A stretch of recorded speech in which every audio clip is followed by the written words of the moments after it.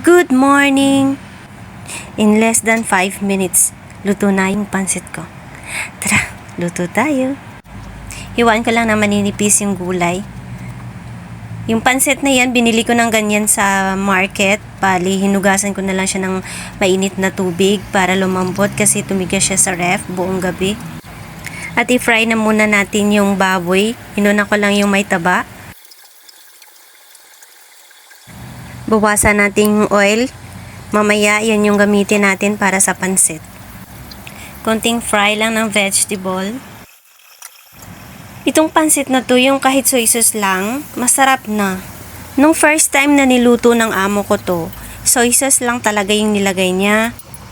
At saka yung mga gulay, konting meat, then salt. Masarap na.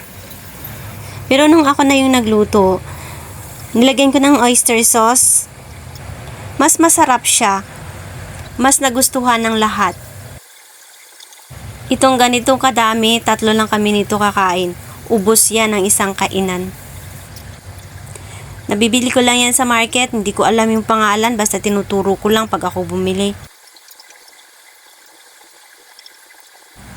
At ito na yung pagkain ko, guys. Porridge. Pansit.